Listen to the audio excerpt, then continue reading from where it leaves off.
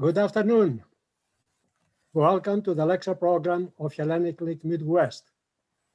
I am Kostas Zanos, Vice President and Chair of the Program Committee of Hellenic Link Midwest. This year, Greece celebrates 200 years from the revolution of its independence that started in 1821 and freed the Greek people from the yoke of the Ottoman rule. The lecture of this afternoon is our third lecture devoted to the celebration of this monumental event. Our next lecture on Sunday, May 16, is devoted to the Hellenism of the Hellenistic era, that is, the period after Alexander the Great and the fall of Greece to the Romans. It will be presented by Professor Elizabeth Kosmetatou and is titled The Hellenistic Dynasty of the Attalids of Pergamon on the Sacred Island of Delos.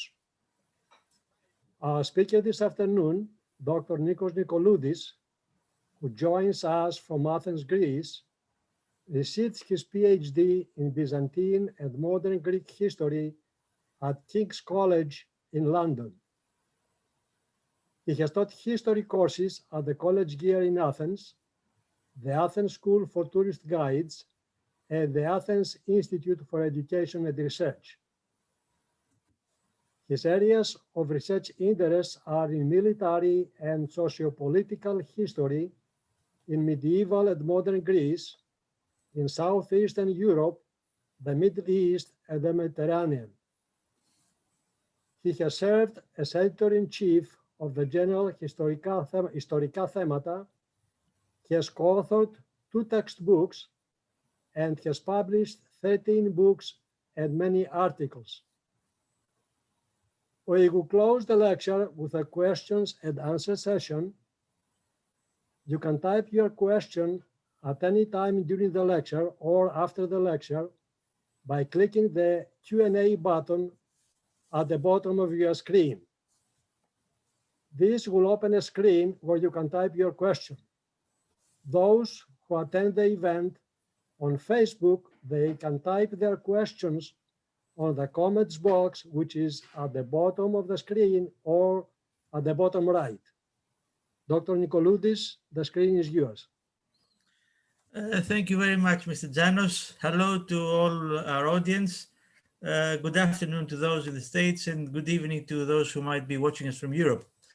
My topic today is the rediscovery of the Hellenic idea in the late Byzantine period and the early modern Europe. The context is going to follow the changes of the idea of what Hellen meant over a long period of time, starting from the middle and later Byzantine periods, and moving on to the Renaissance and early modern Europe. And then, of course, from there, returning to Greece as in a mirroring situation from what was going on in the West at the time.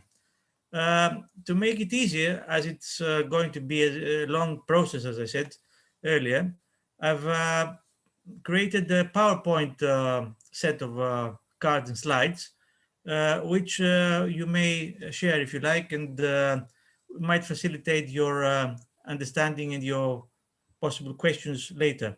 So I'm going to switch on to my PowerPoint now, and hopefully let me try and move to the full screen from here before we start.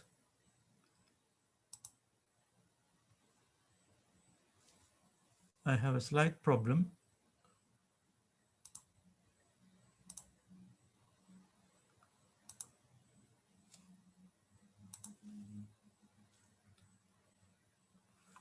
I don't know if anybody, just a minute. Yes, I think I found here we are.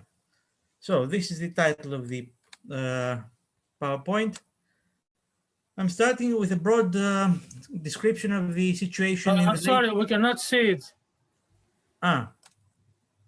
Yeah, Okay, sorry, I'll have to shift to the share screen.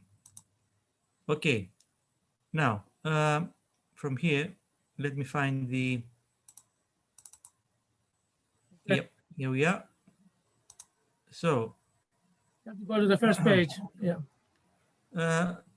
I'll just move to full screen if you prefer it. Let me see.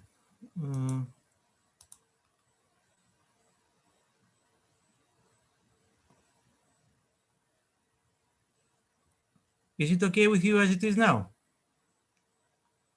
Can you follow the PowerPoint? Χτυπήστε αυτό που λέει από τρέχουσα διαφάνεια. Yeah, but I'm not sure whether I can find it because the... Δεύτερο από αριστερά. All right, okay, here we are. Sorry for the inconvenience. Okay, so I'm starting from the broad situation as it was during the late Roman period, from the 2nd century, or rather through the Roman period. The situation concerning Greeks, Hellenes at the time, was that they still retained the superior cultural identity vis-a-vis the Romans. Let me remind you of what Horace, the famous Roman poet, wrote about that. Captive Greece took captive her savage conqueror and brought the art to rustic Latium.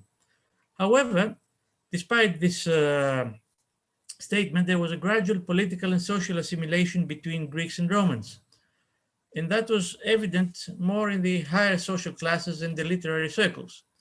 The upper class Greeks would start changing their names according to the Roman style, like, for example, in the case of Dexippus, an Athenian historian, he would change his name to Publius Herennius Dexippus. That is the three-name situation like the Romans had: the personal name, the family name, and the additional personal name.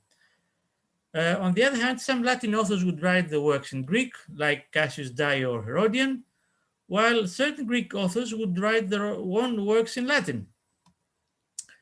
The decisive factor in this process of fusion was the foundation of Constantinople, which, according to Ferdinand Gregorovius, a famous German scholar of the 19th century, was a mixed blessing for Hellenism.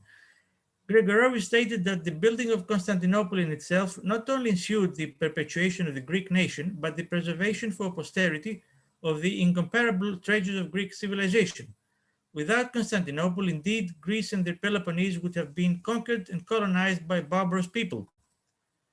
Without this mighty fortified city and the protection which it offered, it is impossible to conceive of the conservation of Greek culture or the emergence of the Greek Church, or even of the existence of the Byzantine Empire.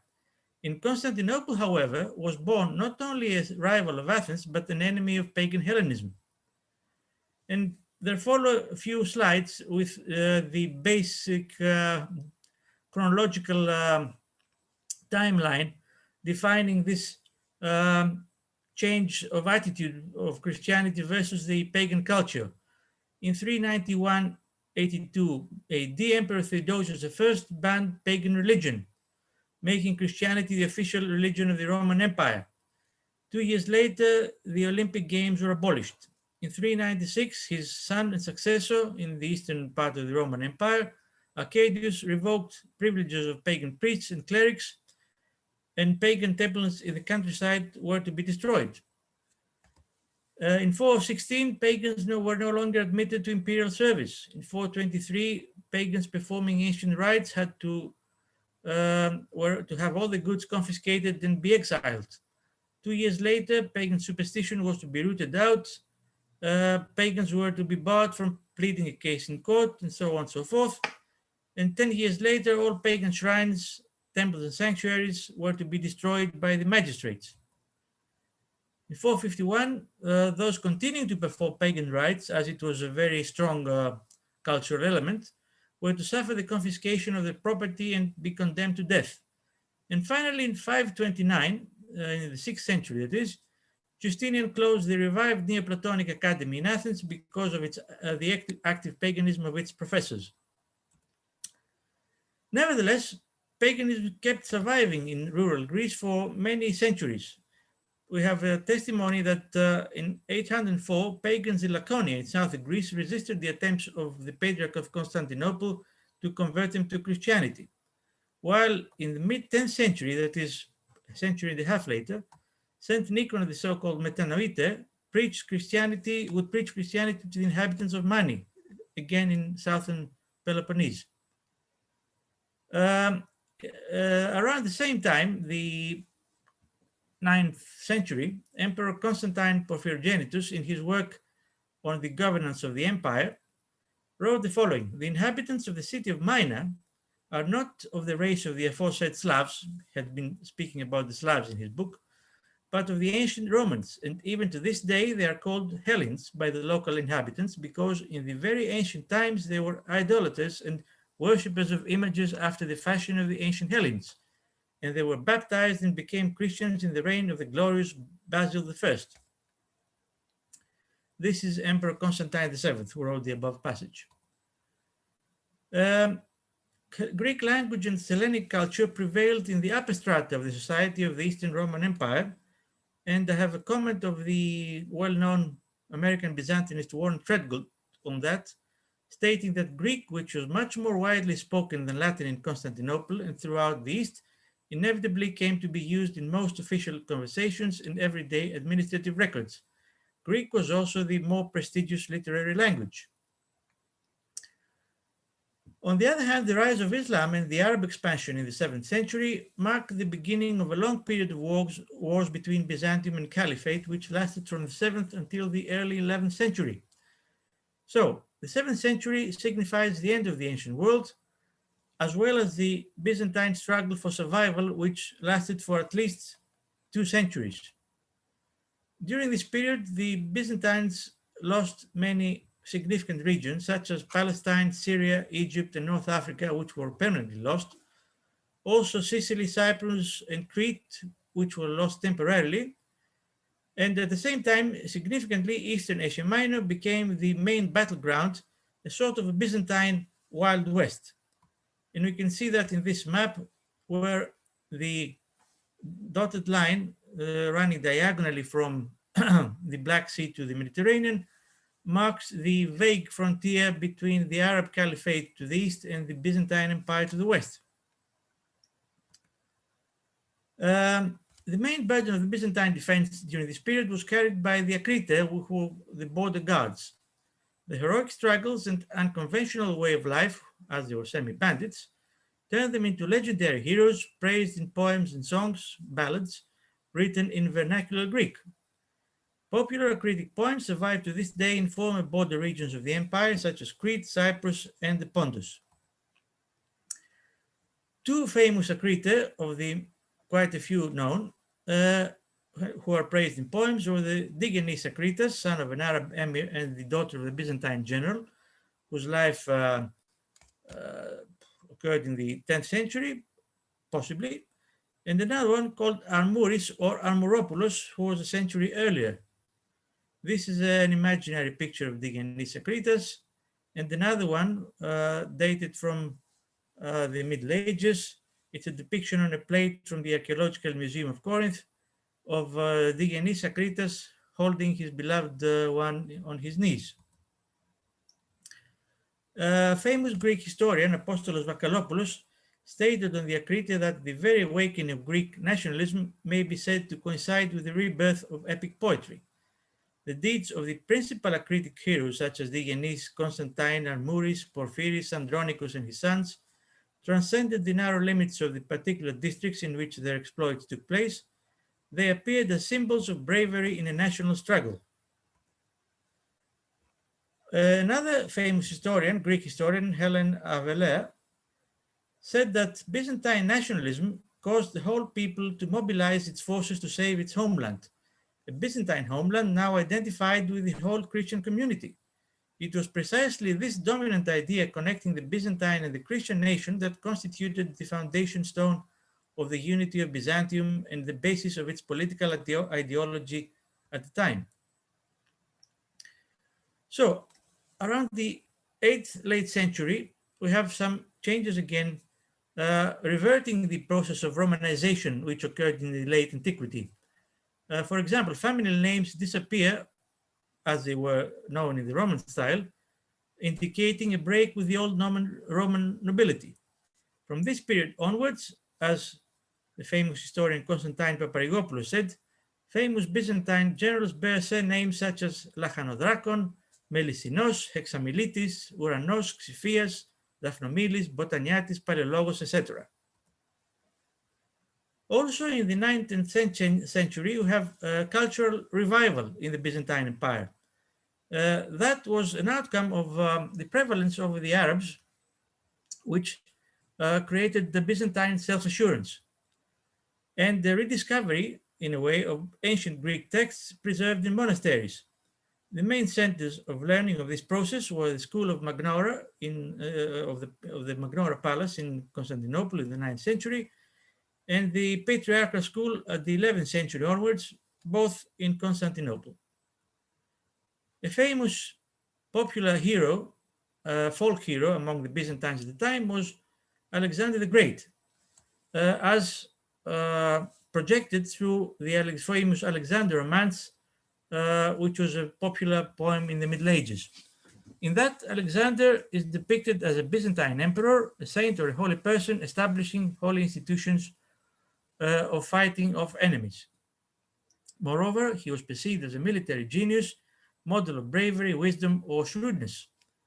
And on the basis of all this, in the 12th century, there was a popular belief stating that Turks will finally be crushed by those with whose assistance Alexander had once crushed the Persians. You see here a fusion of legend with history. Here is Alexander the Great in the Byzantine manuscript.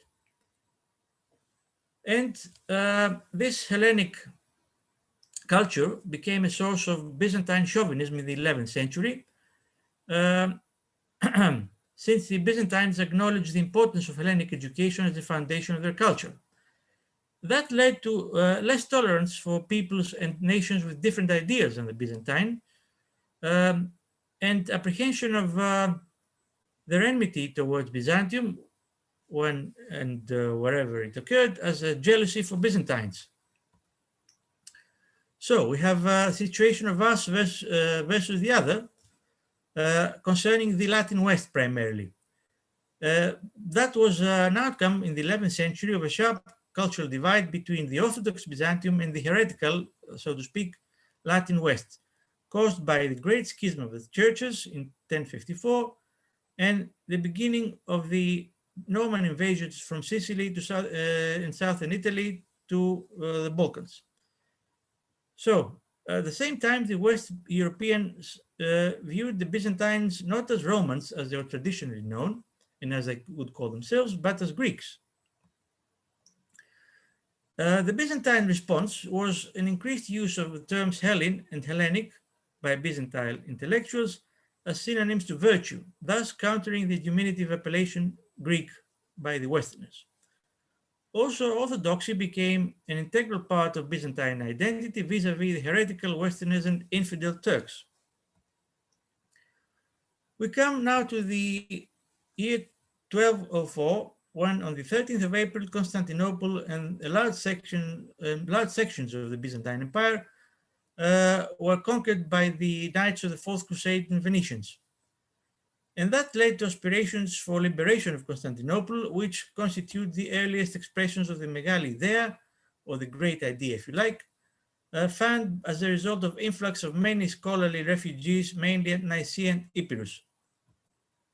Nicaea and Epirus, being two of the three central focal points, if you like, of Greek-speaking areas, from which a Byzantine reconquista or reconquest of Constantinople and the old Byzantine Empire would emerge. These three centers were the Empire of Nicaea in Western Asia Minor, with its capital at Nicaea, the city of Nicaea in Bithynia.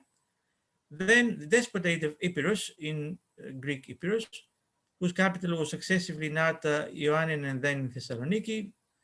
And finally, the Pontus region, or the Empire of Trebizond, with its capital in the city under the same name. In this map, we can see the Despotate of Epirus in the west and the Empire of Nicaea in the central Western Asia Minor surrounding the Latin territories around the coast of the Aegean. What Treadgold states for this situation, type of situation, is that although possession of Constantinople might seem to be a strategic necessity for any state with lands in both Anatolia and the Balkans, its greatest value was as a symbol. While it provoked the envy of enemies, it also owed them, and owing it surely prolonged the life of both the Latin Empire and restored Byzantium. During the empire's last miserable 100 years, only its capital made it a power that neither Westerners, Easterners, nor Turks could wholly dismiss. The empire, in this context, the Empire of Nicaea saw itself as an early Greek state. The first three Nicaean emperors mobilized their subjects in the struggle for survival of their state and liberation of Constantinople from the Latins by emphasizing their Hellenic and Orthodox character. The first of these emperors was Theodore I, seen as a new Digenis Akritas. He preserved his state by repelling attacks by both Latins and the Seljuk Turks from the east. According to Vakalopoulos, this was a struggle which to the people of Nicaea bore every resemblance to that of Digenis and the akritai against the invaders. In the popular mind, Theodore seemed to embody the spirit of Digenis Akritas. In sum, the light of Hellenism apparently gave off a bright glow in the Empire of Nicaea. This is Theodore Lascaris, and this is his successor, John III Dukas Vatagis, who fought successfully against Latins, Seljuks, and Bulgarians, regaining former lands, Byzantine lands in the Greek mainland and some Aegean islands. The deeds of Theodore I and his son-in-law Vatagis turned them into cult heroes, heroic figures, sources of courage and inspiration for the Byzantines. Oracles and prophecies of the time foretold of the liberation of Constantinople by a purple rose, in Greek Rodon Laskaraton, an insinuation to the Lascarids, the ruling dynasty. And the actual text of the prophecy went that, and the bramble from afar spread and pressed upon the place called Scutari, having a scarlet rose and Armenian thorn. Vatagis himself acknowledged openly his Hellenic heritage. He stated in one circumstance, "For who in all the world gainsays the fact that the Greeks are the only heirs and successors of Constantine? The progenitors of our house, the Comneni and the Ducases, to say nothing of the many other rulers, were all of Hellenic stock, and it is they who have reigned in Constantinople for hundreds of years." And he continues, "We shall never stop fighting or resisting the usurpers in Constantinople, for if we did not fight them with all our might, we should be sinning against nature, our fatherland, the graves and sacred temples of our forefathers." This passage reminds me in a broader sense of the famous speech of Winston Churchill on the eve of the Battle of Britain. Vatagis' legacy was quite significant. He was loved by his subjects so much that he was canonized as a saint 50 years after his death under the name John the Merciful, and he is still commemorated annually on November the 4th. His cult as a saint quickly spread to the people of Western Asia Minor, persisting as late as the early 20th century, where he was venerated as the holy, glorious equal of the apostles and Emperor John Vatagis, the new almsgiver in Magnesia. That's Magnesia in Asia Minor. And this is an icon of the emperor. And this is the modern projection of this cult in the front page of a Greek tabloid from 2016, stating in bold letters, "The hour of Emperor Vatagis has come." In Greek, "Έφτασε η ώρα του αυτοκράτορα Vatagi," on the occasion of one frequent complications in the Greek-Turkish relations. Under the last Lascarids, the Empire of Nicaea was modeled into a new Hellas. The multi-talented scholar Nikiforos Blemidis called it an Hellenic dominion. For Emperor Theodore II, his pupil and son of Vatagis, it was Hellas, or a Hellenic country. Vakalopoulos again says that the Nicaean interest in the physical heritage of the past extended to a preoccupation with archaeology not equaled until the Renaissance. It was also paralleled by a dedication to all the arts and sciences. In spite of the external menace which the emperors of Nicaea faced at all times, they found time to collect manuscripts, establish libraries, and generally encourage intellectual and artistic pursuits. Theodore himself, II, expressed his delight in using the language of ancient Greeks. Classical language was more dear to him than life itself. Ancient Pergamon replete with the genius of the Greeks, very images of wisdom itself. So reflects the glory of our ancestors, would say Theodore, and is for that reason a constant reproach to us as their descendants. Here we see Nikephoros Vlamidis on the left and Emperor Theodore II on the right. According to Vakalopoulos, again, Theodore's faith in the destiny of the Greek nation, along with his steadfast ambition to reconquer Constantinople and reunite all Greeks under his scepter, made him the true originator of the great idea. He was the first Greek emperor to be pictured with the double-headed eagle of the Byzantine Empire. And here is the Byzantine double-headed eagle on the yellow background, which symbolized for Byzantines a projection of imperial claims towards Greek lands in Asia and Europe, and later for Greeks under Turkish yoke, an aspiration for freedom from foreign domination and the symbol of the Megali Idea.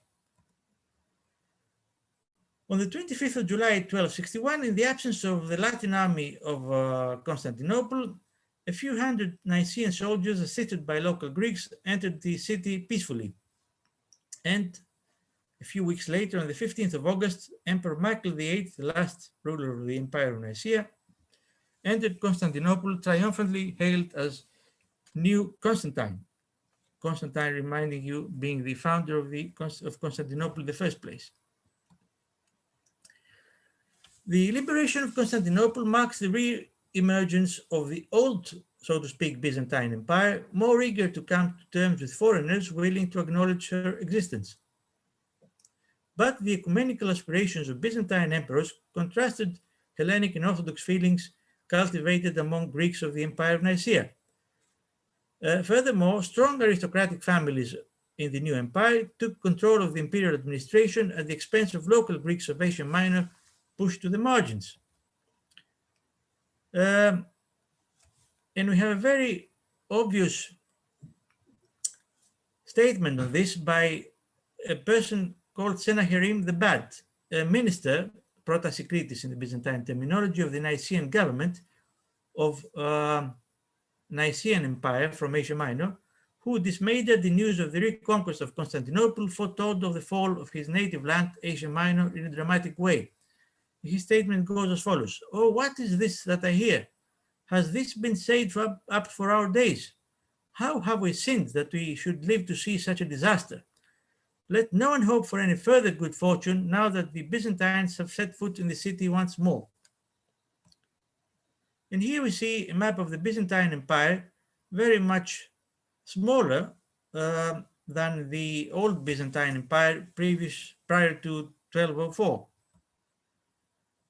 The limited means and resources of the new Byzantine Empire under Michael VIII and his successor, Andronicus II, forced them to turn their attention to threats from the West at the expense of the defense and interests of the Greeks of Asia Minor. So in the period 1280 to 1341, Byzantine Asia Minor was completely lost to Turkomans and Ottomans, while on the other hand, between 1342 to 1355, the Serbs conquered large areas of continental Greece.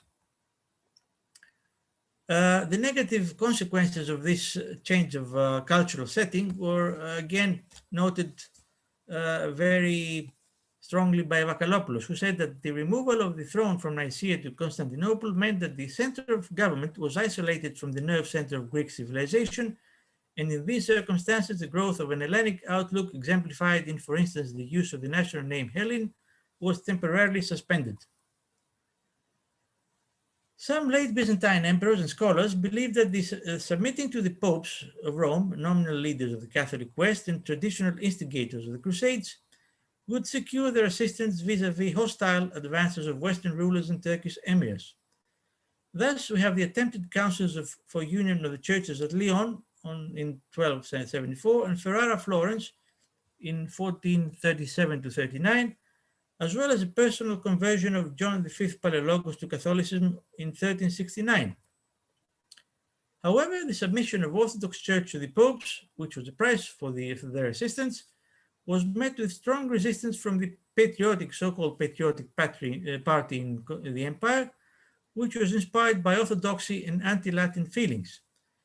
And so the imperial policy of empire first was steadily undermined and discredited.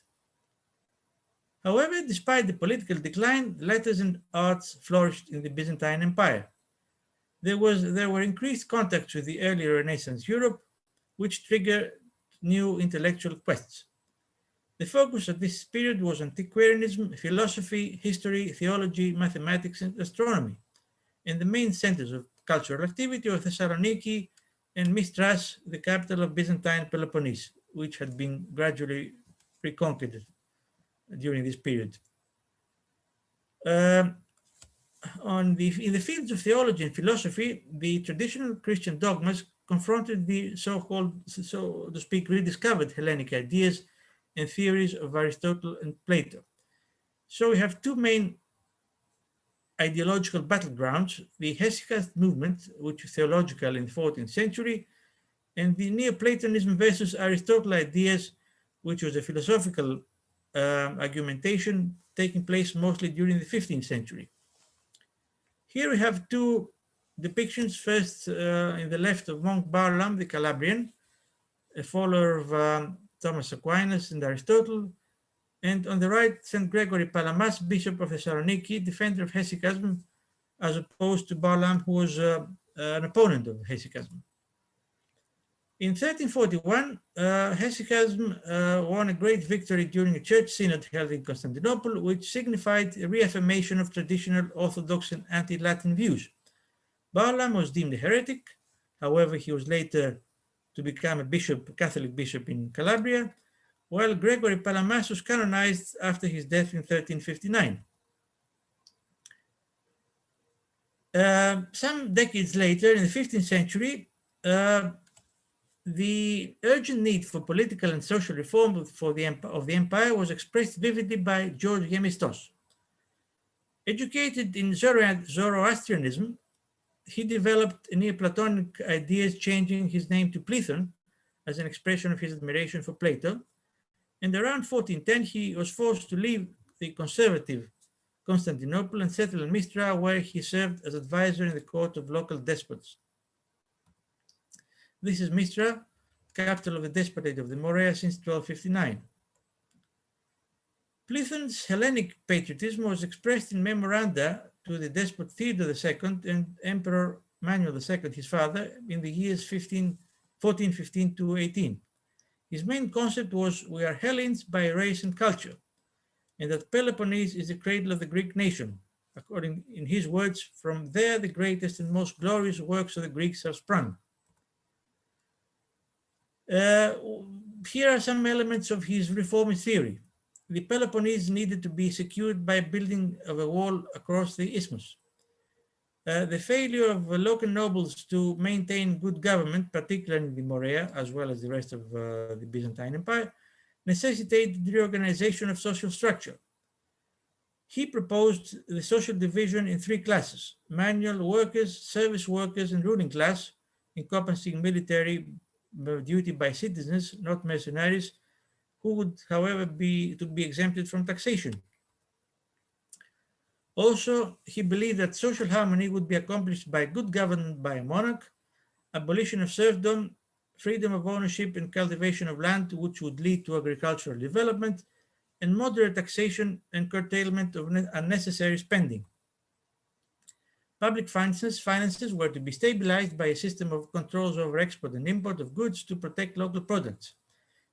Mutilation of prisoners was to be replaced by their doing useful work, and the application of all these measures would be a necessary precondition for a successful confrontation of the Turks.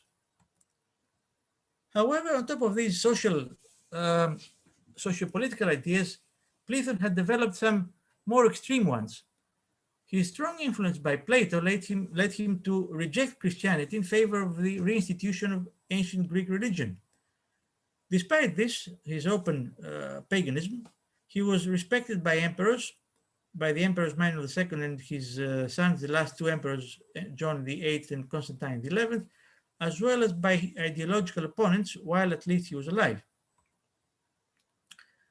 Plato had a small circle of dedicated followers who shared various aspects of his ideas. Despite their limited number, their influence on the dissemination of Hellenic ideas in the West was significant. This was achieved by their writings, ideological debates, collections of manuscripts with ancient Greek texts, etc. Here we see Plato in an imaginary picture of his in the left, and his main disciple and follower, Cardinal Bessarion, whom a little later.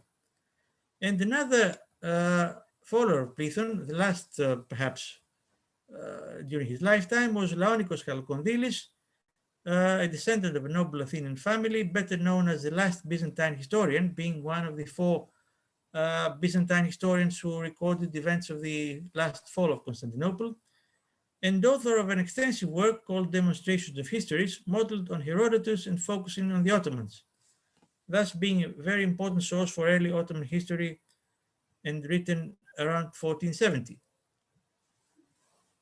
Cardinal Bessarion shared Platon's reformist ideas with the same fervor.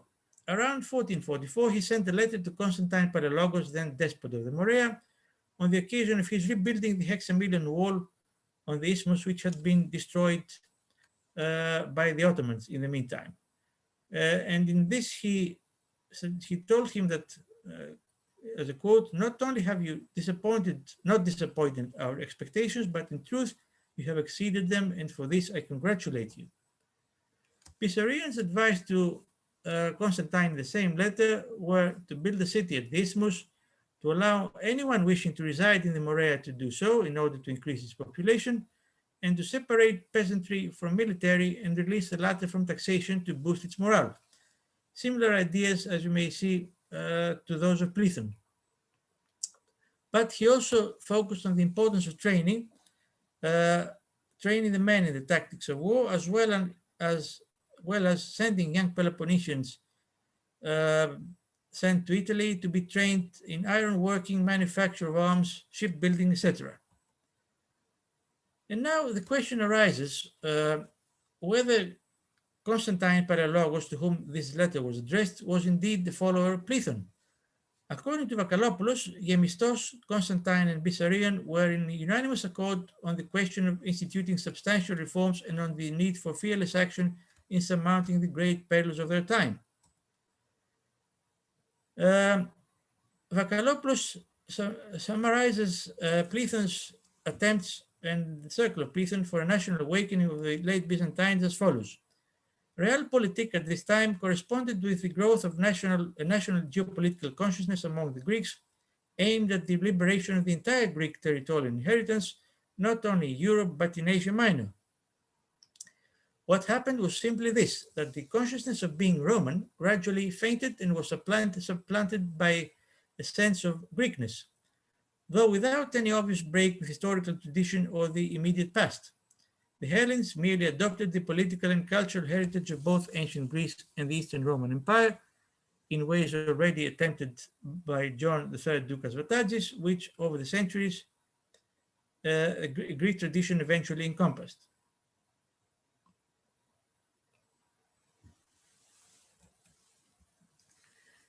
Nevertheless, in a few years, the whole of the Byzantine Empire collapsed. In 1446, the Hexamilion was overrun by the Ottomans, and the Despotate of the Morea became their tributary.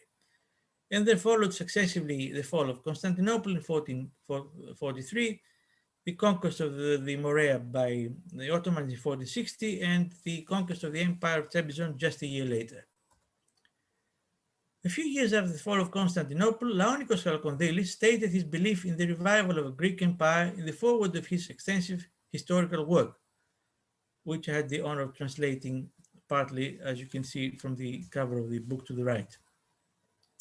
In that, he stated that the language of the Hellenes has spread to many places around the world, and has mingled with many others. Its present glory is great, and it will be even greater in the future when a Greek emperor will again rule over a not inconsiderable dominion, and his imperial descendants will gather together the offspring of the Hellenes and govern them according to their own customs in a manner pleasing to them and authoritative to others. On the other hand, despite his failure to mobilize his compatriots for the survival of their Hellenic homeland, Pleathon was more successful in disseminating his philosophical ideas in Italy. During his stay in Florence for the purposes of the Church Council in 1439, he initiated Italian scholars to the work of Strabo. Moreover, he contributed to the foundation of a Neoplatonic academy in the city. In that respect, however, Pleathon was preceded by another Byzantine scholar, Manuel Chrysoloras, an emissary of Emperor Manuel II to Italy and Germany, and the first Greek to teach his language in northern Italy for 700 years. Chrysoloras taught in Florence, Venice, and Rome, translated works of Homer and Plato into Latin, and his main work, called Erotimata, or Questions, was the first basic Greek grammar in use in Western Europe, one after its publication in 1484. The real orchestrator, though, of the Hellenic revival in 15th century Italy was Bessarion. After becoming cardinal and settling in Italy in 1440, he formed a circle of Greek associates with whose help he translated into Latin works of ancient Greek authors, contributed to the foundation of schools of Greek all over Italy, and conducted extensive search for Greek manuscripts in many former Byzantine cities. In 1468, just 4 years before his death, Bessarion donated his large collection of 800 to 900 manuscripts, more than 600 of which were in Greek, to Venice, and thus formed the core of the Library of St. Mark in Venice. According to Bessarion himself, as long as there are Greeks somewhere, they are capable of achieving greatness in the future. Many things can happen over a long period, and the Greeks will be aided in their goal if they can find in a safe place everything that has been written in their language, at least what has been written until now. For having found it, they will augment it. Indeed, following the Ottoman conquest of Greek lands, many Greeks sought refuge in Western Europe. Of all the places they settled, Venice was the most welcome. In the 16th century, Greeks there formed a community and built their own Orthodox church, the San Giorgio dei Greci surviving to this day. Venice also became an important center of Greek intellectual activities in the West. Greek scholars printed their books there, which subsequently circulated both in the Greek lands and among Hellenists in the West.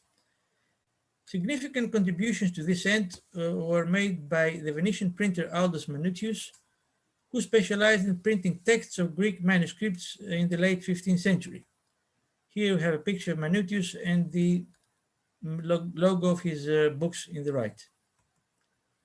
The first printed Greek book was Constantine Lascaris' Greek Grammar, printed in Milan in 1476 and reprinted repeatedly after that, even by Manutius in 1494.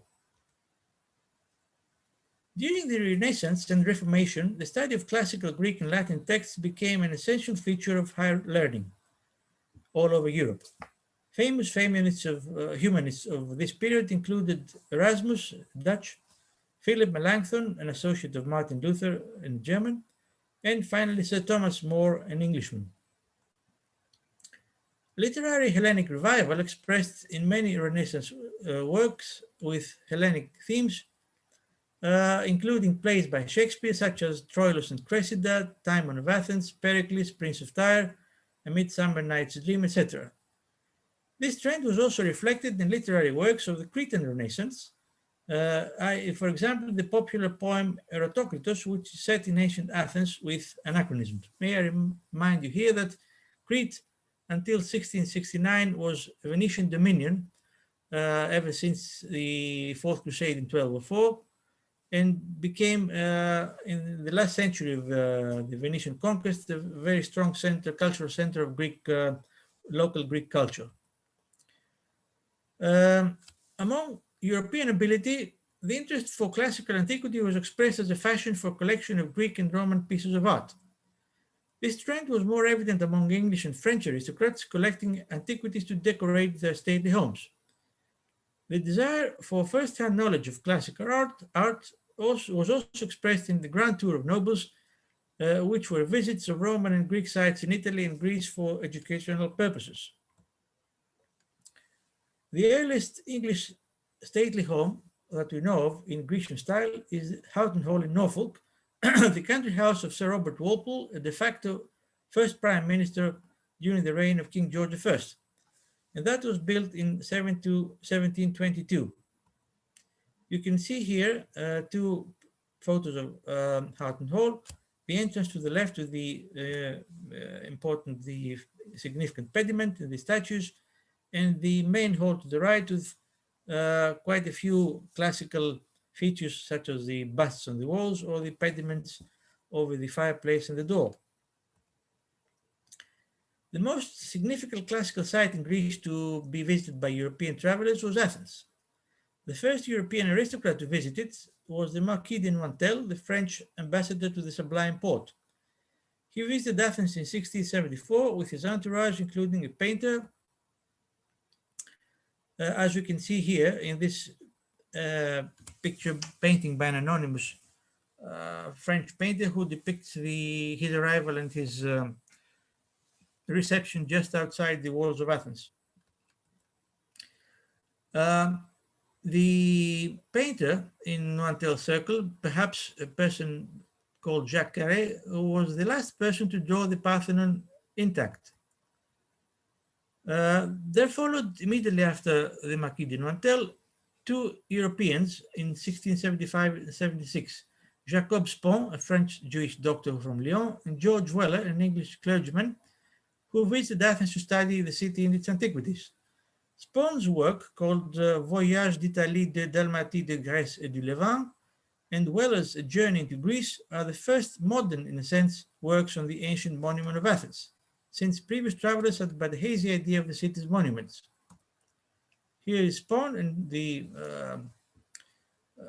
first page of his, the first volume of his work, and here's Sir George Weller in the front page of his book.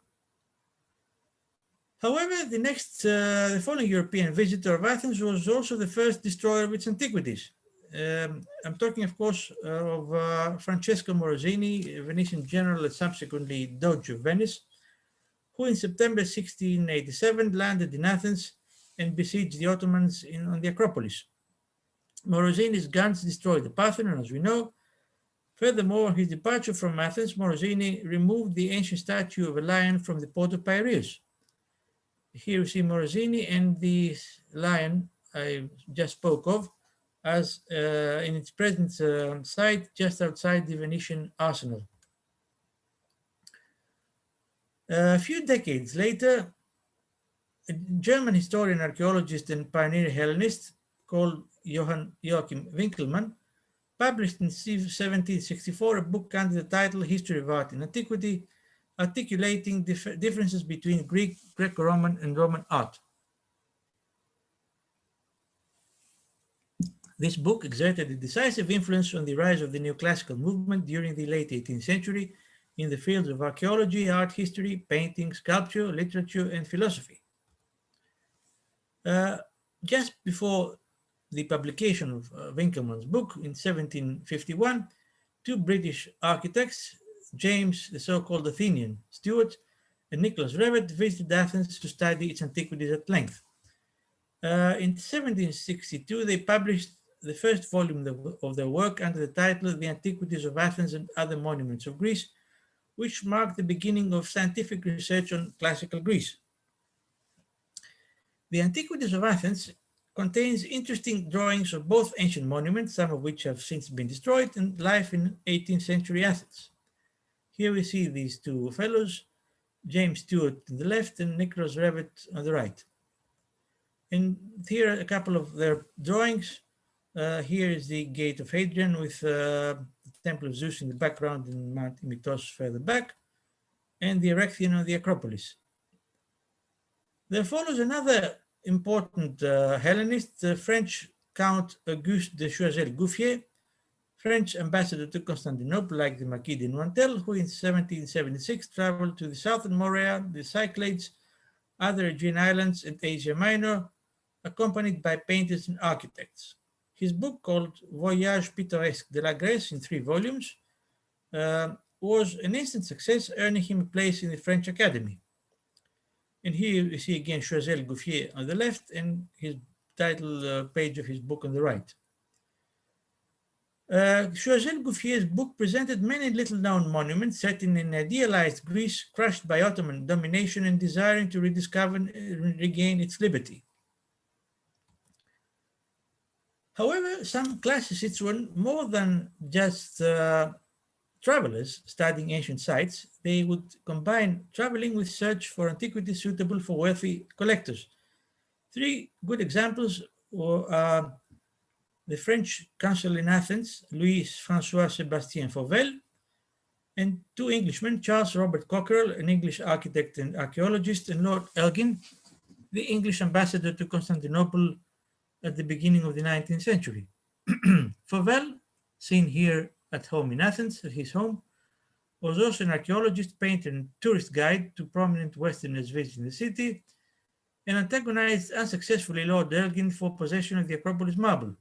In this painting, he's seen with a large metaphor from the Parthenon right next to him. It's on the dark central point of the picture, just below the Acropolis. You can see the center fighting a lapith. As for Cockerell, he went on a long grand tour for 7 years, which was spent mostly in Greece between 1810 and 17.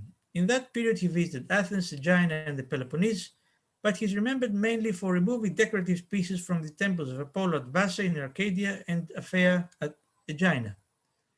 Here is a picture of the temple of Epicurius Apollo in Arcadia, from which Cockerell removed the friezes and sold it to the British Museum.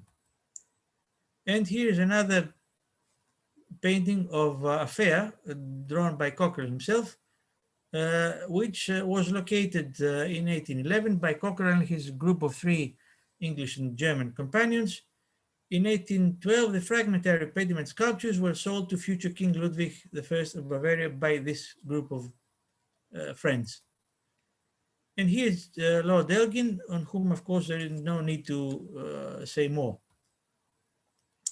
However, there was an indirect benefit for early 19th century Greeks from this process, in the fact that despite the infamy earned by such antiquarians, their findings were placed in grandiose museums. And in that way, they contributed to a Western appreciation for ancient Greek art and indirectly to the association of early 19th century Greeks with their ancient Hellenic forefathers. Here we see the Parthenon marbles admired by the peers of the British Museum after their acquisition. And another example of this influence exerted from Greek antiquities upon Europeans of the time was the St. Pancras New Church in central London, which was built in 1819 to 22, designed on a Greek revival style. And the interesting thing is that sections of the east end of the temple feature caryatids imitating those of the Erechtheion. On the other hand, the Munich Glyptothek, which was built by King Ludwig of Bavaria, became the home of the Aphaea pediment sculpture.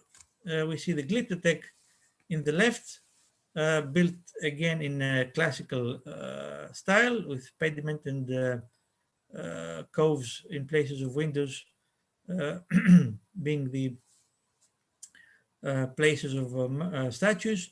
And on the right, we see 2 warriors from the east pediment of the Aphaea temple situated in the interior of the Glyptothek. What was the Greek response to the classical revival? The classical revival and the ideas of enlightenment in general had a strong influence on educated Greeks of the diaspora. They in turn became apostles of the close ethnic and cultural association of modern Greeks and their Hellenic ancestors. In this respect, they mirrored a widespread concept in the West. The 2 main proponents of this idea were, or the apostles, if you like, were Adamantios Korais and Rhigas Velestinlis, who are seen here supporting Greece in this 19th century painting on cardboard by a folk painter called Theophilos. Korais came from a wealthy family of Chios, studied medicine in Montpellier in France, earning a PhD in 1787 and subsequently settling in Paris. There he turned his attention to the publication and commenting of ancient Greek texts, earning a reputation as a serious scholar, especially in the French-speaking world. Korais believed Western Europe was the heir to ancient Greek civilization, which needed to be transmitted to modern Greeks through education. He also advocated the restoration and use of the terms Hellen or Grekos in Greek as another ethnonym for Greeks in place of the popular term Romnios, which was seen negatively by him. And here we see the front cover of a work of Korais under the title Sapesma Polemisterion, or a martial bugle call, if you like, from 1801, in which we see enslaved Hellas trying to rise from the ruins of her past glory. Apparently, Korais held an appeal by some English people. One of them, an English traveler, Frederick Douglass, traveled to Greece in 1811, at times accompanying Lord Frederick North or Cockerell. In 1813, he published his book called An Essay on Certain Points of Resemblance Between the Ancient and Modern Greeks, in which he expresses views apparently influenced by those of Korais. He states, for example, that the purity of fiction, the extent of learning, and the knowledge of the world that distinguish Greek society make Giannina the Athens of modern Greece. Elsewhere, he says, we may fairly expect the restoration of Greece as much as by the writing of Korais as from the arms of the Maniots or the commerce of Hydra. He also acknowledges the exertions of a rising nation, the longing for independence and the hope of a speedy restoration, which hourly increases in the minds of the Greeks. Finally, he says the phoenix rising from its flames is the emblem invariably adopted by the Greeks. During the Ottoman occupation, in Greek lands, the memory of ancient Greece was kept alive by tradition, however, inevitably distorting aspects of real events. Such is the tradition in Attica about the Battle of Marathon, in the course of which the Greeks appeared to defeat the Turks. This story has been told as follows. Once there occurred a great battle in the plain of Marathon. Many heavily armed Turks came to enslave the country and then moved on to Athens. They didn't go straight to Athens, since the Greeks guarded Piraeus with many three-mast ships. The Greeks were few compared to the enemy's countless forces. They gathered from all the nearby villages in Athens and started a terrible war. They fought from dawn to dusk. There were rivers of blood running as far as the sea, coloring the waves red. In the end, the Greeks won. The Turks ran to the ships for safety. The Greeks chased them there and slaughtered them so that none of the enemies went back. The story continues by associating the origin of two place names in Attica, Stamata and Psychiko, with the race of an Athenian soldier bringing news of the victory to Athens. Ordinary Greeks at the beginning of the 19th century were influenced more by the propaganda works of Rhigas Velestinlis than those of Korais. Rhigas, a resident of Bucharest and Vienna, merchant and translator of French literary works of the Enlightenment, also engaged in printing propaganda works addressed to his enslaved compatriots and stressing the glory of their ancient forefathers. His large map of Greater Greece, Harta tis Elados, as it's called in Greek, covering a large area of the Balkans, is marked with the ancient names of various sites and symbols of ancient Greece. For example, in the left we have a map of Chalkidiki with ancient names of many sites, and on the right, the depiction of a coin of Stratoniki, an ancient city in Chalkidiki, on the margins of the map. Equally elaborate is his painting, his picture of Alexander the Great, framed by war scenes and portraits of his generals, being a large copper engraven from 1797. And another favorite visual topic of his was Hercules and his club, On the left, we see Hercules changing an Amazon, a depiction from the Harta. And on the right, the Hercules Club depicted in Rhigas' proposed flag of the free Greek state. Such works by Koraes-Rhigas and other scholars active among Greek communities in Europe and the Ottoman Empire inspired ordinary Greeks to actively reclaim the ancient heritage. This was evident by the beginning of the Greek Revolution in 1821, as demonstrated, for example, in the figureheads of Greek ships of the time.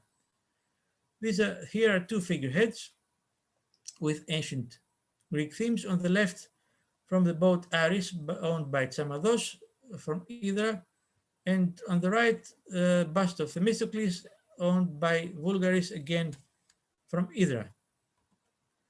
And finally, I'll finish this presentation by an appeal right at the beginning of the Greek Revolution by an anonymous Greek in a printed work entitled Remarks on the Present State of Turkey, where he states, full of confidence in their sacred cause, Greeks trust in the generosity of other enlightened governments that they will never suffer an unhappy people to whom belongs the glory of having been the first to enlighten the world by her wisdom, to sink under the exterminating sword of a ruthless barbarian.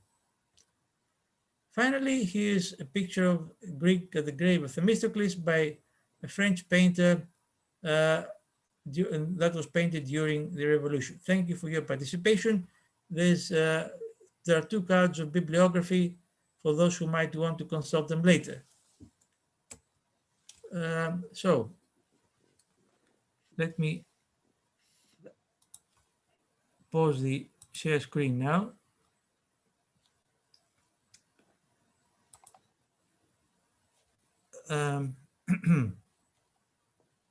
Can you see the full screen?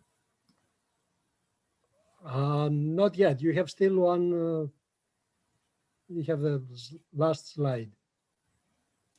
I've run out of slides. I've shown them all. So we have it shows the last one. Okay, now it's fine. Yeah. Very good. Thank you very much, Dr. Nikoloudis, for this My very pleasure. interesting lecture that covered about 2,000 years of Greek history. Indeed, more or less. And now we proceed with questions. The first question from the audience. Has the Italian government been asked if they would give back the lion at the entrance of the Venetian arsenal? Yes, indeed, they have been asked. Some years ago, I think about 10 or so, the mayor Piraeus, acting on his own initiative, asked the Venetian authorities, I think, or the Italian, I'm not sure, to return the statue. Of course, that was rejected outwardly. So as a result of that, the mayor decided to create a copy of a life-size copy of this statue, which now stands at the place where the original statue stood. So if you come into the port of Piraeus or sail outside it, you can see it as you sail out, you see it on your left, almost right at the entrance. But that's a copy, of course. So they gave us the copy, but they kept the original. No, they didn't give it. We have made it ourselves. I see. Okay. Okay. The second question is by Femi. Where is the painting of Themistocles shown? I'm not sure. I found it recently, a newspaper. I think it's in a private collection. Yes, indeed, it's in a private collection by a guy called Varkarakis. He's a doctor who's got a large collection of Hellenic items, drawings, etc. And it's in his collection. I'm not sure whether it's displayed or just, or whether it was just demonstrated and photographed for the occasion of the article there, which I used for my projection of it. Okay, to give the opportunity for people to write their questions, let me ask one question. You mentioned in your presentation 2 schools in Constantinople. What education was provided during the Byzantine Empire, and how wide education was spread, if there was any? That's a big issue. Mostly the education provided in this school was some kind of higher education. It seems that they served largely as places for bureaucrats to become acquainted with the higher learning of the time. We know, for example, that quite a few scholars, historians of the period, had studied in such schools. There does seem to have been, however, at least in the last years of the empire, some type of lower education, which, according to some theory, served as the model, if you like, or the stepping stone for the so-called krifos scholio during the Ottoman occupation. That is, schools which were operated by lower clergymen, offering the knowledge of the basic letters, that is, the church scripts, perhaps a few texts of well-known Greek authors, nothing more. As I said, this seems to have been the core of what we came to know later, at least on paper, as krifos scholio, the schools, the elementary schools of the Ottoman occupied Greek lands, in which priests usually or monks would teach young children, not necessarily at night time, or rather not necessarily in a secret fashion, but most probably at night time, because of the daily activities of these children that would accompany their parents in the field works and so on. They would be taught some basic knowledge of, again, perhaps church scripts or some well-known Greek authors, but nothing too elaborate. So during the Ottoman Empire, during the Ottoman rule, the only kind of education for the Greeks was this type of education, the monks and the priests? The most... and how wide was this? This was for the most part, yes, and for the broader part of the population. Of course, in the later years, from the 18th century onwards, there were schools which were established at various cities, usually like Ioannina, Athens, Smyrna, Chios, and so on. And parallel, or perhaps a little earlier to that, we have inspired preachers like Kosmas Tolos, who would travel around Greece preaching not so much Christianity as the building of schools and the merits of learning. So it was these people who kept learning alive. But I didn't want to expand on that because this trend, which is more evident and apparent in the Ottoman occupied lands, had a lot to do with the church. And the church, despite being to some extent influenced by the Enlightenment in the late 18th century onwards, projected its own ideals. I mean, orthodoxy and the idea of Romni, as Koraes would state, which ran to some extent against the Hellenic trend. My idea, expressed through the PowerPoint, was to show the course of the Hellenic trend, which ran out of Greece for many centuries and returned just prior to the Greek Revolution. The undergoing trend in the Ottoman-held Greek lands was more oriented towards the purposes of the church, the Orthodox Church, to keep the Greeks, to maintain the Christian faith, the Orthodox faith, and give them to some extent the benefits of learning. But that's a different trend, as I said. It's what happened even after the Greek independence, where the Hellenic trend was still confronted by the Orthodox trend. To some extent, this is still going on today among certain scholarly Greeks. But of course, it's not so strong anymore as it would be, say, 200 years ago. Thank you. The next question is by Kostas Dalagiorgas. Thank you, Dr. Nikoloudis, for a very informative lecture. What can be done to encourage tourists to Greece to learn more and visit Greece's Byzantine, Roman, parenthesis, Mistras, Meteora, Thessaloniki past? Well, that's a rather technical question. I would say that, of course, places like Mistras, Meteora, or the Byzantine churches of Thessaloniki, I think that they are already part of the mainstream tourist routes in Athens, at least the ones that follow the guided groups.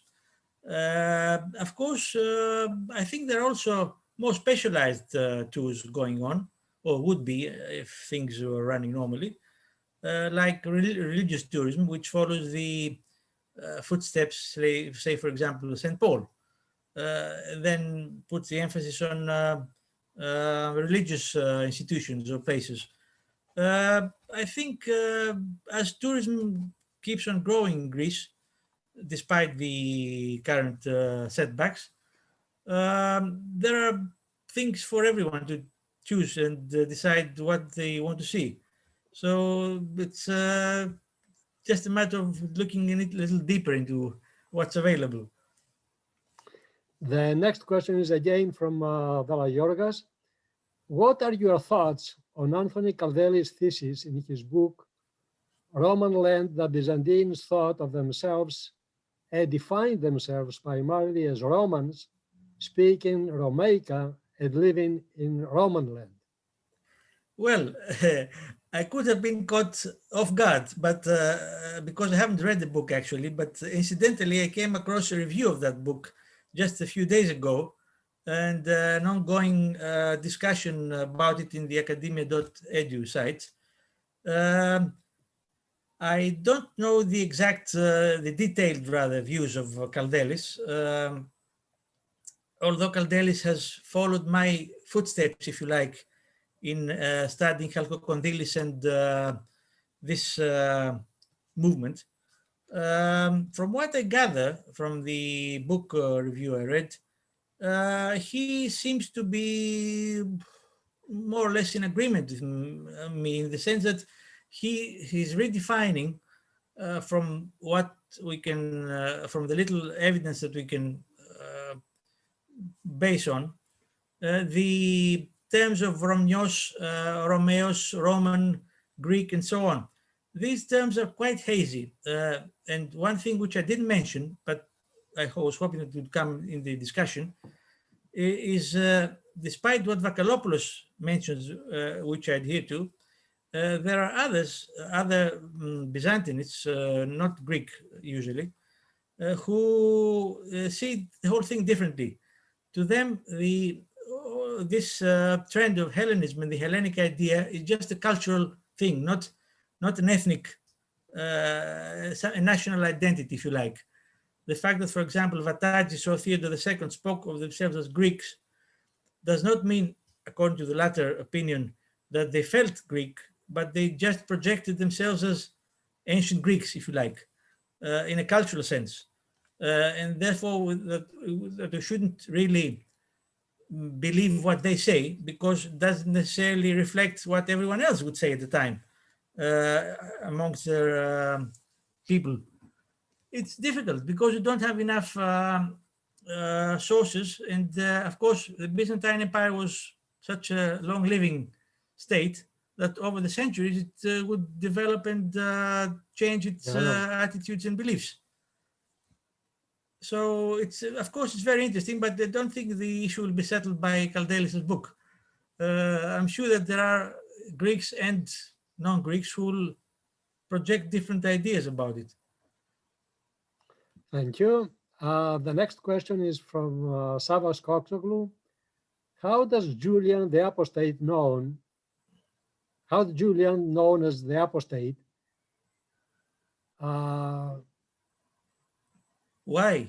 For his favor, how does Julian the Apostate known for his favor of restoring paganism fit in this talk of yours? Well, I didn't mention Julian because, of course, he was active in a very short period of time, just 2 years, in the period where Hellenism was declining. and rejected and banned, as you may remember from what I said.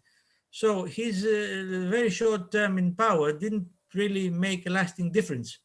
It just gave a brief respite to the old pagans and the Hellenists, Greeks and non-Greeks, who tried to cope with the increasing set of circumstances. Okay, it was an interesting personality.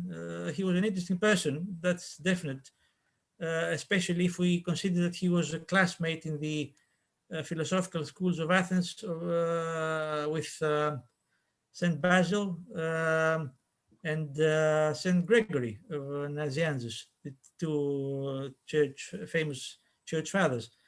But as I said, despite the fact that he was an emperor, he couldn't make a difference because the trend was against him. He was swimming against the tide in a way. The next question is from Vangelis Economou. I remember a theory that many of the works of ancient Greek philosophers, doctors, mathematicians, etc., were first discovered in the interface of Muslim and Christian scholars in Spain in the 13th and 14th centuries. Was the influence of these borrowings greater than those of the contributions of the Hellenic expatriates to the West, say in Venice, after the fall of Constantinople? That's an interesting question, but we're talking about two different periods, really, because the works which were studied by the Arabs and then copied and translated into European languages that your our viewer refers to, that was a process which took place in the late Middle Ages, and it related mostly to the works of Aristotle, because Aristotle was the main founder, the main thinker that the Westerners in the Middle Ages considered as their model, for example, in their philosophical and theological ideas. The principles of Thomas Aquinas, who is the best church scholar in late Middle Ages, were founded on Aristotle. The difference is that the Greeks who went to Italy, such as Chrysoloras or Plethon, initiated, if you like, or broadened the horizons of the Europeans, mostly Italians in the first place, by showing them what Plato had said, which was rather hazy to them at the time because they were not familiar with Plato. There were not even translations of Plato's terminology into Latin or Italian. So this circle of Greeks that traveled to Italy during the last decades of the Byzantine Empire and more so afterwards had to sort of build a network of Greek of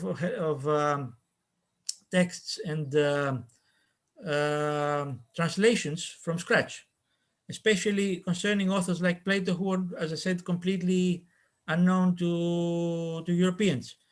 And this is the main difference. Of course, there were also texts by Aristotle and other scholars like Homer and so on, who are better known as names at least.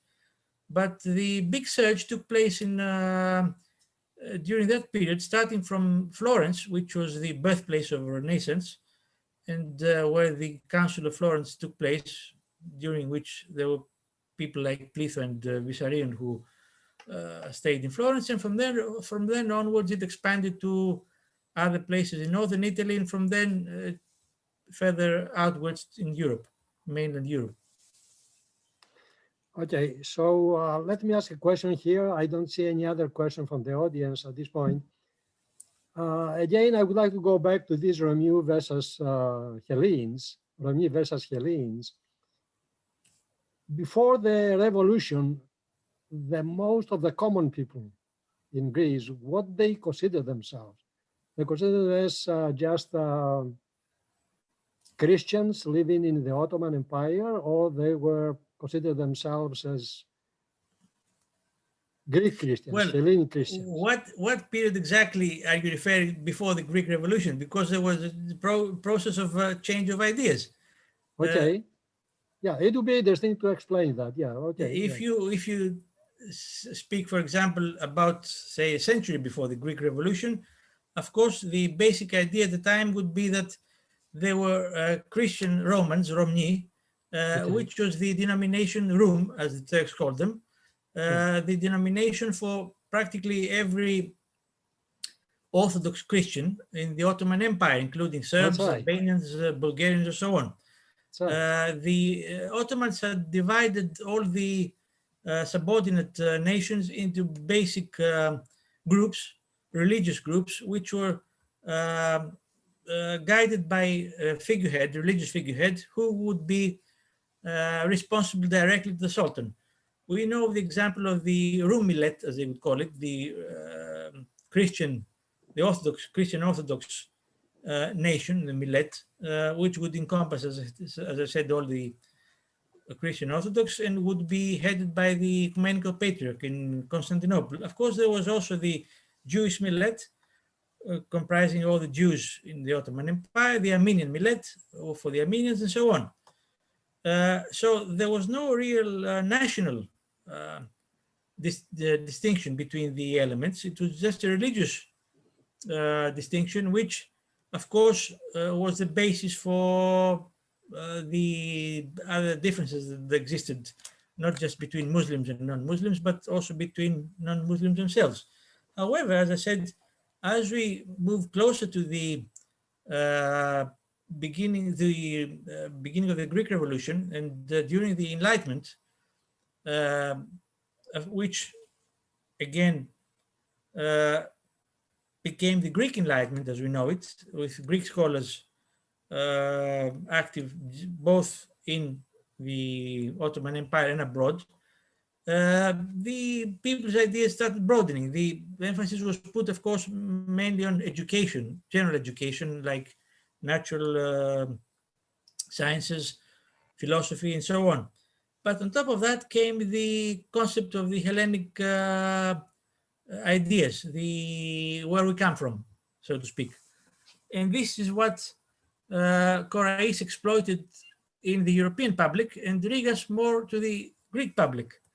So the combination of these two sort of merged the two ends of the spectrum, how West Europeans saw from Renaissance onwards, the Greeks came to see the Greeks as descendants of ancient Hellenes, and how the Greeks themselves adopted this idea to the point of projecting it on the figureheads of commercial ships of the time, actually run mostly by Arvanites, as the people of Hydra or Spetses were, not even Greek descendants as such, if you like, since the Arvanites came to Greece only in the 15th century. Just they started migrating to Greece a century before the fall of Constantinople, more or less. So they were latecomers, but nevertheless they were assimilated in the space of 5 centuries or less, and fully integrated into the body of those who believed themselves as descendants of ancient Greeks. Also the Suliotes, as we know, same category. While on the other hand, we have people like the Catholics in the Cyclades, Greek islands, the Cyclade Islands, which remained sort of neutral, if you like, even during the Greek Revolution. They didn't want to participate actively because they didn't have the blessing of the Pope for that. So they didn't participate in the events, but of course they were acknowledged as Greeks because they were speaking Greek and they were Christians. So there are very interesting differences between different groups. And as I said, these ideas were not fixed, but they kept on flowing and remodeled. Developing. Yes. The next question is from Savas Hoxoglu. Was the adoption by Greeks of being called Romans in part due to the persecution of the Christian by the Christian emperors? You want to say that the identification of Byzantine Greeks was due to the persecution of of the Greeks by the Christian emperors. I'm not sure I've understood the question. Well, let me read again. Was the adoption by Greeks of being called Romans in part due to the persecution by the Christians emperors? Or he wants to say, did the Greeks accepted to be called Romans because the emperors persecuted the No. There was Greeks? no. There was no nothing like that. The Greeks became Romans, were Romanized like every other nation in the Roman Empire, because they all came to be to accept the idea of being Roman citizens. That was the merit of being subjugated by Rome, if you like. The only people who resisted this process were the Jews, and that's why they were dispersed after all the rebellions they put up.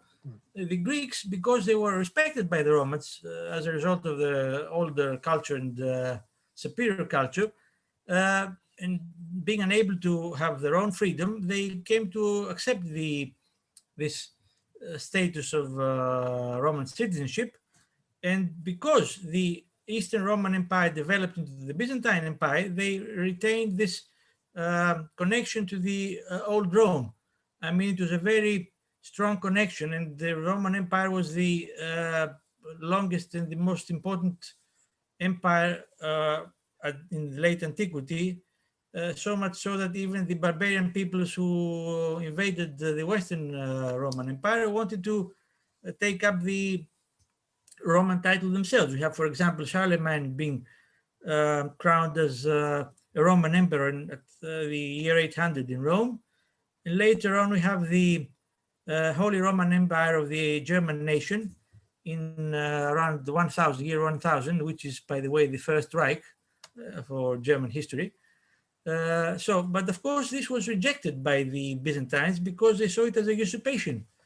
They felt, especially the emperors and the elite, they felt that they were the legal descendants and continuators of the Roman imperial title, and as a result that the state was Rome, thus Roman or Romnios later, and that everyone else was outside this context. That's why I stated in my presentation the us versus them situation which existed in the Middle Roman years.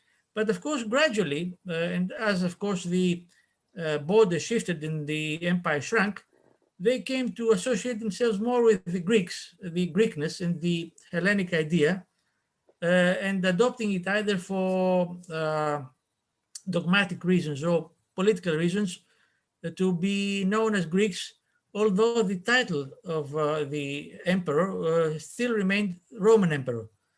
And that's why I pointed at some point in my presentation was actually Constantine going along with Platon's ideas. That's an interesting question which hasn't been answered yet and will never be answered really, because we know that despite the fact that Constantine used Platon as his advisor and counsel in Mistras, when he died in Constantinople, he died fighting as a Roman emperor, not as a Greek emperor, like Platon would have him, or as a Hellenic emperor. And that would have been practically impossible, in my opinion, because being the carrier of this title after so many centuries, almost 1,000 years since the fall of Rome, it would be conceivable or completely revolutionary, if you like, to reject this title and say, no, I'm not the Roman emperor, I'm fighting like a Greek emperor for the sake of Greeks. It would be like dynamiting his own legitimacy, if you like. Yeah. So, yeah. Very good. The next one is by Themi. During the occupation, did the Greeks speak Greek and Turkish? Any other languages like French, English? Did Greeks speak foreign languages? Is that the question? During the Ottoman period? If they speak French and English. Yes, they did. We don't know to what extent, because we don't have so many sources, especially for the early centuries of the Ottoman occupation. We know, for example, that in that period there were exchanges in terms of correspondence between Greek theologians and Reformist theologians of the Reformation and the Protestant movement, but they would exchange letters either in Greek or Latin, ancient Greek or Latin.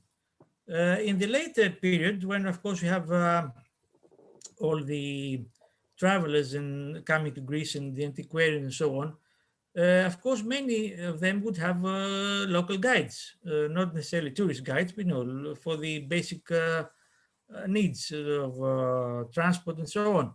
And of course, they would have to know some basic French or English, for example. And we also know that people like Fauvel, the French consul, although he was French, he lived in Athens for many decades before and after the Greek Revolution. And he facilitated all the foreigners, French foreigners that came to Greece. There's another example of the Maid of Athens, who was praised by Lord Byron, his famous poem, Maid of Athens, who was one of the three daughters of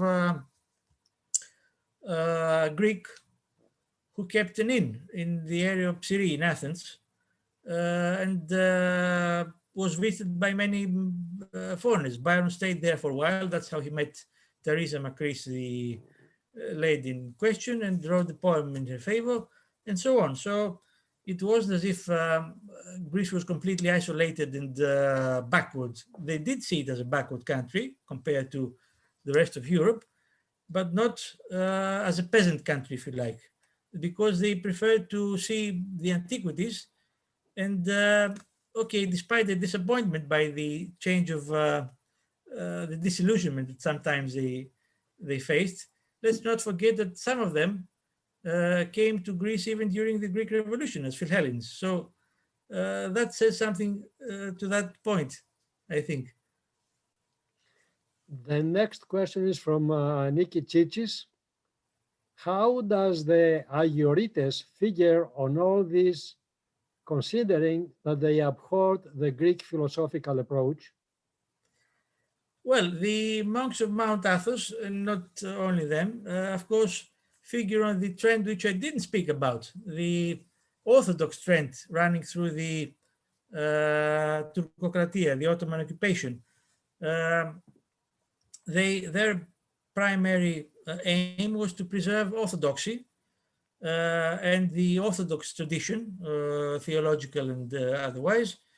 And that's why in some occasions, especially during the Greek Enlightenment in the late 18th century, they had strong ideological confrontations with the modernists, so to speak, the Greeks who would have studied abroad or who would teach the ideas of the scientific ideas, if you like, mostly of the European Enlightenment. Well, as I said, this confrontation didn't really die out before the Greek Revolution. It continued in different forms even afterwards. And to some extent, it survived until the destruction of Asia Minor in 1922, or when the Megali Idea collapsed completely. And then, of course, Greeks of all trends had to really revise their views and try and find different focal points. It's an interesting argumentation, but there is no definite conclusion to it.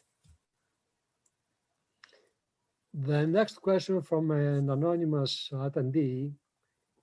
It is my understanding that a Greek could risk persecution if he called himself a Greek during the Roman occupation of Greece. Is this true? No, they wouldn't face persecution because, as I said, Greeks, the literary Greeks, were respected by the Romans, and many Romans would come to Greece to study in philosophical schools, say in Athens, Rhodes, or other places. Even the Greeks who were not respected by the Romans, who would be called Greculi, Grekili, as you would say in Greek today, were useful to them because they were quite good in various arts, like cooks. There were many Greeks who served as cooks in Rome or otherwise. So, although you could say that Greeks were not the elite of the Roman Empire, as we sometimes may want to think, or at least not in every respect, they were seen definitely much more favorably than other parts of or other nations, subject nations to the Romans. Of course, that happened under Roman terms. I mean, the Romans wouldn't tolerate liberal republican movements among Greeks living in Greek cities. They established oligarchies in every so-called autonomous or independent Greek city, which was under Roman rule in the Roman Empire. And these are the people that they would deal with, and they would keep the order among all other Greeks.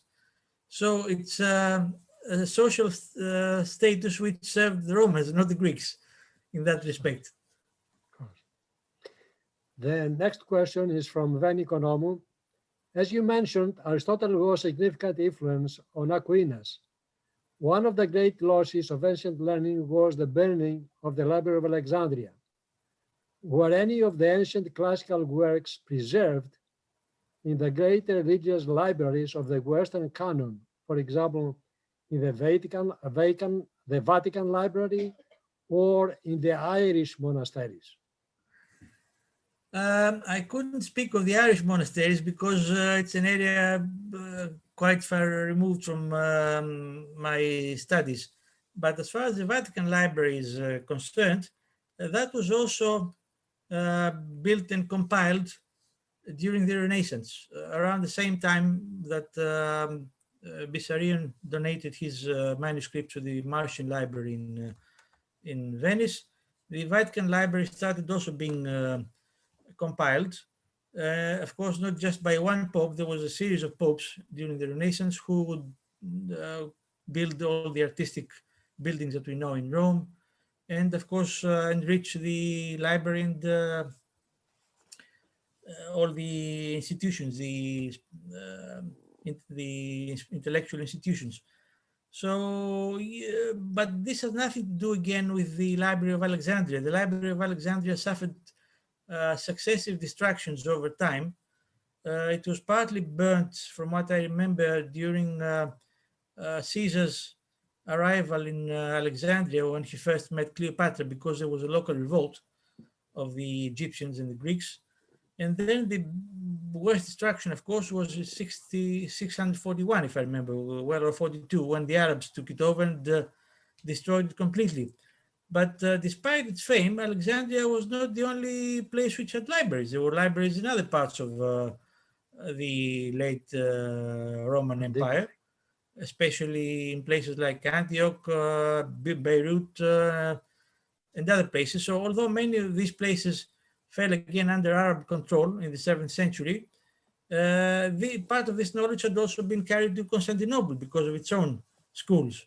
So there was never any significant loss of manuscripts or knowledge, if you like, from antiquity. Okay, there would have been because of the destruction of many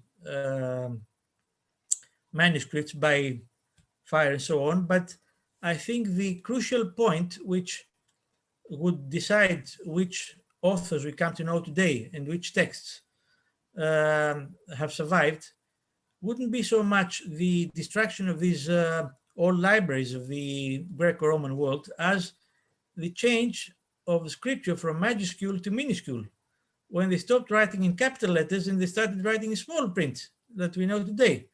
And that happened sometime, I think, around the 8th century. When they abolished the old manuscript, the old typescript, rather than they adopted the minuscule. That would mean, in simple words, the fact that over a period of the next few centuries, the older copies, the older manuscripts, which wouldn't be copied into the new style, would be lost, essentially. And these are the authors which we now are not aware of. And we see that when we come across some discoveries, as in Egypt, for example, where the climate, the dry climate, has allowed many papyri to survive in the wrapping of mummies, used as filling paper for the wrapping of mummies. So nowadays, with modern technology, we can read what these papyri would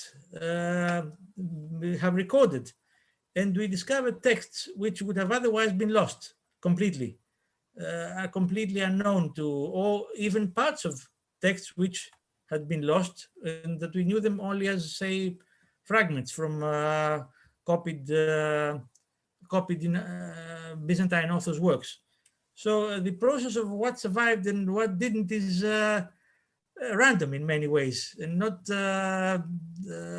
dictated by a certain logic.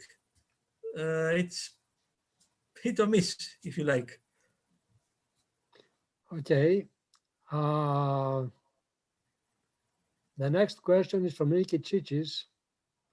Do you think that the lack of Western and papal help to the last days of the Byzantine Empire had anything to do possibly with their possible fear of the resurgence of Hellenism and of the Greek thought and influence? If I understand well, the question is that was the Pope did afraid? not help the Byzantines because they were afraid of the resurgence of Hellenism and like of the Greek thought and influence? No, I don't think this is a valid question, in the sense that even within the context of the Byzantine Empire, the circle of Plethon, as I said, and all these reformists, not just in the religious sense, but also in the political sphere, were a minority. And their power base, if you like, was mostly in Mistras. But Mistras was a far removed city from Constantinople. Those people, or at least those from the circle of Plethon that did go to Florence and expose their ideas either on theology or politics in the context of the council there, were still a minority. I mean, Bessarion was one of 6 bishops of the big Byzantine delegation that signed the Union of the Churches, and he himself had to stay in Italy because he knew that he wouldn't be acceptable in Constantinople. Plethon, who was also a member of the delegation, spent practically no time at all during the works of the delegation. He preferred to speak about Neoplatonism with his Italian counterparts, and his ideas, his religious ideas, were only taken up by a couple of people. One of them, called Juvenal, who was a monk actually, was tortured at some point. We don't know exactly the circumstances, but during the last Byzantine years, was arrested, tortured, and executed for preaching paganism. But he's the only one we know for sure that preached Plethon's ideas. Plethon, as I said, was a big name to be dealt with in a negative fashion. So he was allowed to speak out openly in Mistras. But after his death, it is interesting that the Patriarch Gennadios, the first ecumenical patriarch who was appointed by Mehmed the Conqueror, burnt all his surviving works. So you only have extracts of Plethon's works, which were copied while by his students, either in Greece or abroad. We don't have any complete work of his. But that was no reason for the Pope or the Catholic Church to be afraid of him, because the Greeks, the Byzantines, were insignificant politically, and that was not the reason why the Pope didn't help them.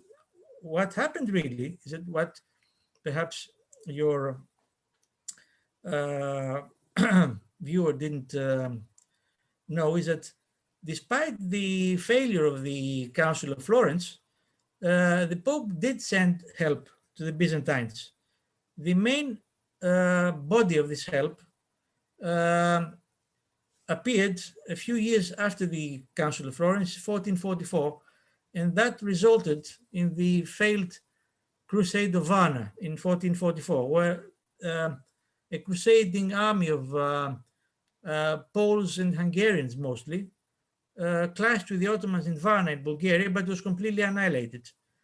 From then on, the Pope had no way of starting another crusade because the Crusader movement was already far in decline in Western Europe. There had been 4 centuries since 1096, when the first crusade took place.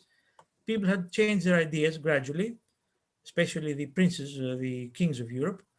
So there was no way the Pope, to whom the Byzantines had placed all their expectations and hopes, could muster another force. Nevertheless, even during the last siege of Constantinople, we have a small, nominal, if you like, aiding body of about around 200 archers sent by the Pope under the guidance of Cardinal Isidore of Kiev, who was actually another member, not so close, of the circle of Plethon. He was also in Florence with Bessarion. He aspired to Catholicism, also like Bessarion, despite the fact that they were both Greek Orthodox bishops before that. And Isidore was sent as a papal delegate for the purposes of the last siege.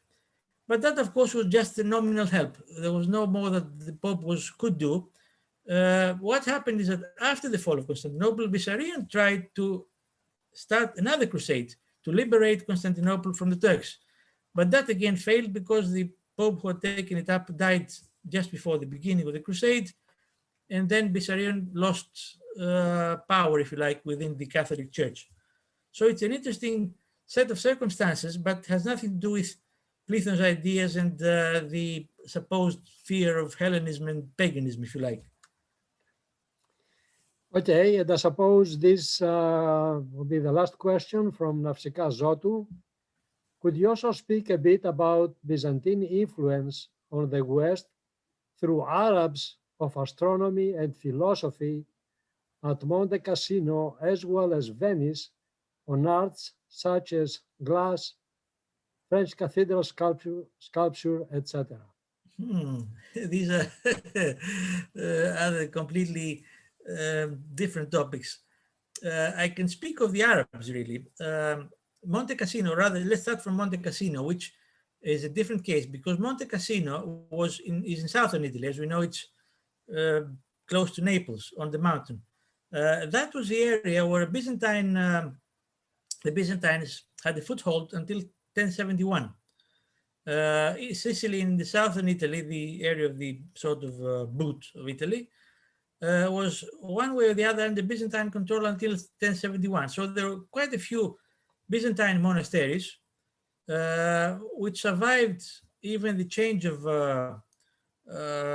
rule. And despite the fact that most of them had to become Catholic, they still adhere to the Orthodox style in service, in the church services. So it's natural that some of them, many of them rather, would have Greek manuscripts, which over the centuries, of course, were removed and taken to the Vatican Library and so on and so forth.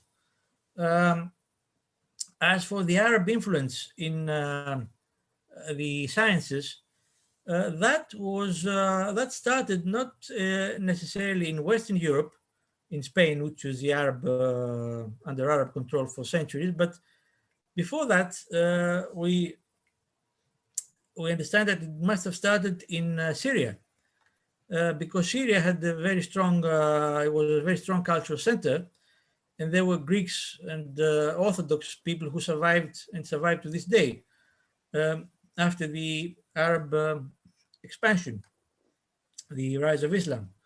So it was probably through them at first that the Arabs came to know the Greek texts, translated them, and expanded on the astronomical and mathematical ideas they found there. Then what I understand is that these Arab texts were carried to Spain, which was the other big cultural Islamic center. And from there, we know that certain scholars, Western scholars, studied them and perhaps used them as another stepping stone for expanding scientific knowledge in the Middle Ages.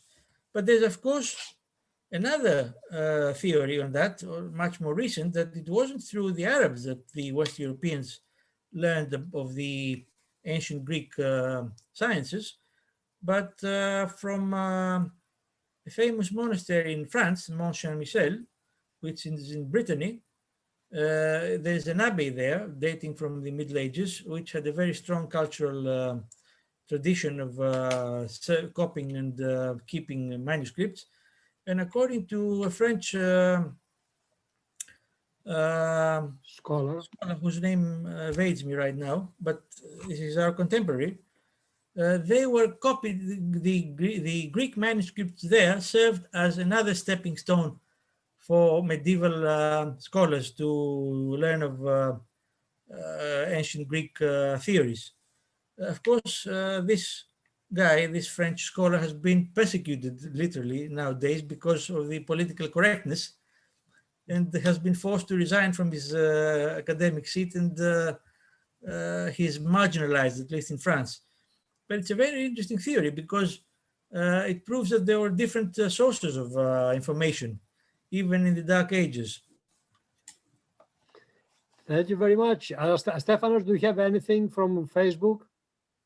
No, we Okay, don't have anything. Very good. But Thank you very much. We just have a comment by Go ahead. somebody. It just says incredible insight, Mr. Bougadis. But I had one question, although we're taking too much time of our speaker. No, it's okay. My question is, how did the Greek language itself evolve during the 1,000 years of the Byzantine Empire? And more so, what form of Greek did the scholars you mentioned speak or write on?